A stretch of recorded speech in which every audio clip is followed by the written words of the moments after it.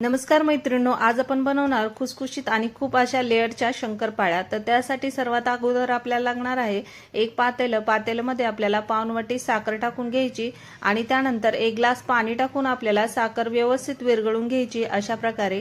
आता ते झाल्यानंतर आपल्याला घ्यायची आहे एक परात। परातीमध्ये आपल्याला वाटीच्या प्रमाणाने बरोबर 4 वाटी मैदा घ्यायचा आहे। मैदा आपल्याला व्यवस्थित परातीमध्ये चाळून घ्यायचा आहे। आता त्यानंतर मी घेत आहे इथे पाऊण वाटी रवा। रवा आपल्याला मैद्यामध्ये टाकून घ्यायचा आहे आणि आता नंतर आपल्याला चिमूटभर मीठही त्यामध्ये टाकून घ्यायचे। तर पहा अशा प्रकारे मी सर्व आता टाकून घेतल्यानंतर व्यवस्थित आता मिक्स करून घेते आणि त्यानंतर आता एक वाटी मी तूप घेतलंय। तूप आपल्याला व्यवस्थित पिठाला चोळून घ्यायचे, अशा प्रकारे आपला गोळा बनत नाही तोपर्यंत।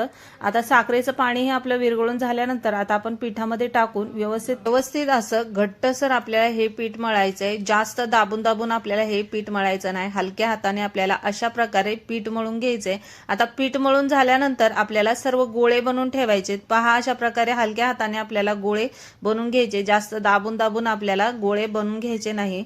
तर पहा अशा प्रकारे मी आता गोळे बनवून घेतले। त्यातला एक गोळा मी घेतलाय। आता पोलपाटावर आपल्याला पाव इंच इतका जाड राहील असा आपल्याला गोल लाटी बनवून घ्यायची आहे।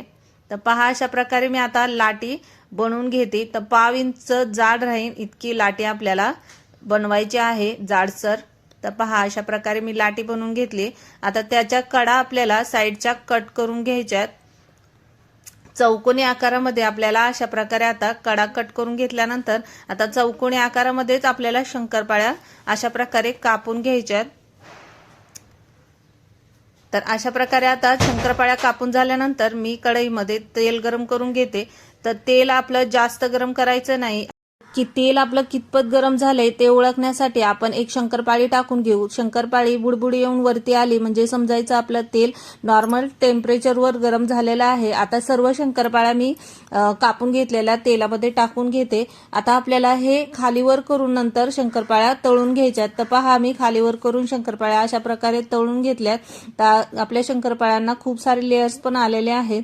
शंकरपाळ्या तळण्यासाठी अगदी आपल्याला मध्यम आचेवर गॅस करून घ्यायचा आहे। नंतर शंकरपाळ्या अशा प्रकारे खालीवर करून तळून घ्यायच्यात।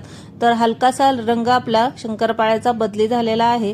अजून थोडासा लालसर रंग होऊस तर आपण या शंकरपाळ्या अशा प्रकारे तळून घ्यायच्या आहे। अशाच प्रकारे आपल्याला सर्व शंकरपाळ्या तळून घ्यायच्यात। तर पाहू शकता आपल्या मस्त अशा खुसखुशीत शंकरपाळ्या झालेल्या आहेत। तर हा व्हिडिओ तुम्हाला जर आवडला असेल तर व्हिडिओला लाईक करा, शेअर करा, चॅनलला सबस्क्राईब करा। धन्यवाद।